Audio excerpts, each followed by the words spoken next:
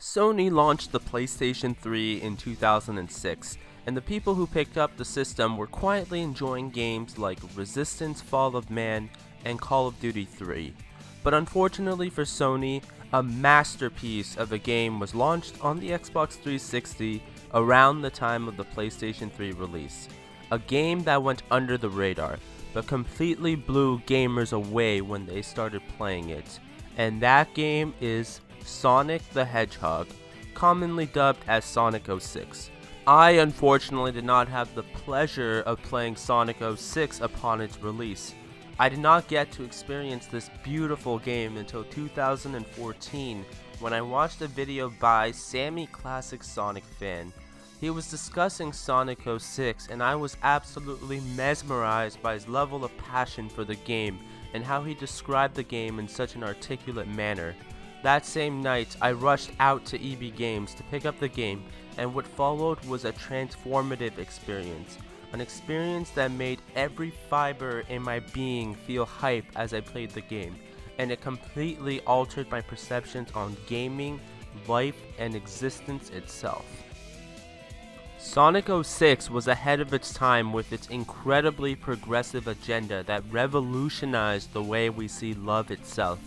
Love is not something that is bound by our shallow perceptions of species, and Sonic 06 displays this perfectly. In the game, Sonic meets a human by the name of Princess Elise, and what follows is one of the most well-written romances in any form of media. Sonic 06 tells us that it's okay for a woman to want to date a hedgehog.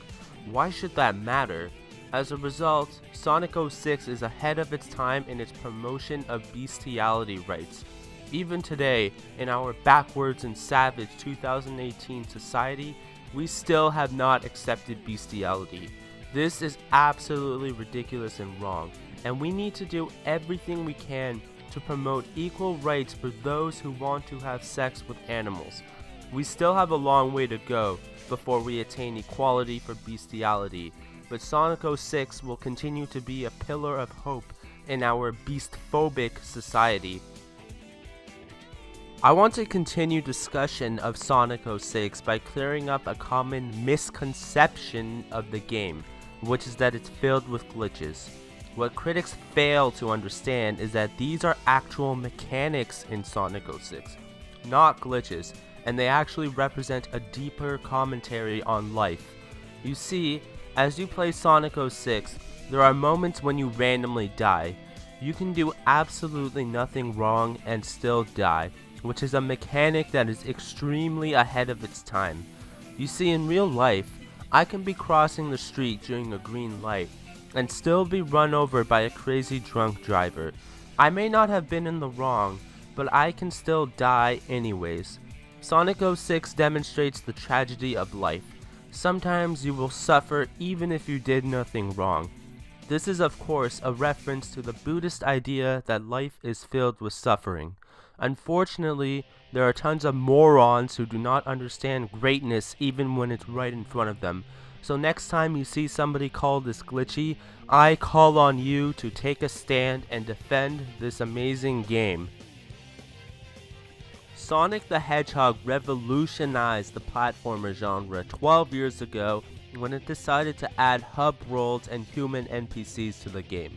This is something that its inferior counterpart, the Super Mario Bros. Series, did not adopt until 2017.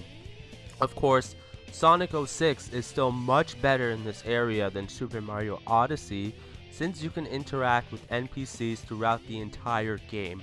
Odyssey's interactions with NPCs is only limited to New Donk City, since the feeble-minded workers at Nintendo cannot even comprehend having NPCs in every single world.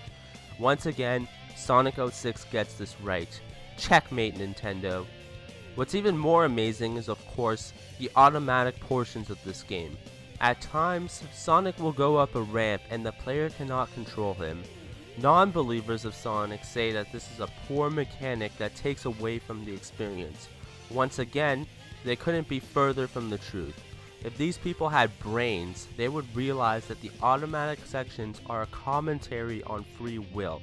It shows that regardless of your personal agency, fate only takes you down one path. You have no control over your life, and I'm sure your FBI agent agrees with this. When I was playing the game, I was absolutely thrilled at the mind games it played.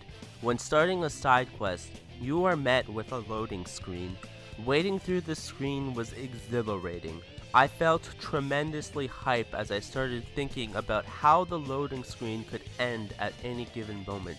It became more than just a loading screen. It became a battle of wills between myself and the game. Once the loading screen was over, I was given one line of dialogue and then another loading screen. This was of course a mechanic that was introduced on purpose. Its goal was to test my patience, and over time I got better at it. I want to thank this game for making me a more patient person. I've applied this patience that I've learned from this game into my everyday life, and it has had tremendous effects. Thank you all for watching this video today. If you have not played Sonic 06, you seriously need to change that. One of the best aspects of this game is that there are actually 3 storylines, so it's triple the fun. Unfortunately, my IQ was too low to reach the Silver and Shadow playthroughs, but the Sonic playthrough has already changed my life. It has taught me the way, and it's made me a better person. And on top of all that, it remains a glimmer of hope for a better society in the future. A society that is not oppressive and accepts everyone and everything, even bestiality. The society that CERN envisioned in the Alpha timeline. So please, comrades, if you would like to fight fascism and oppression, start by playing Sonic the Hedgehog 2006.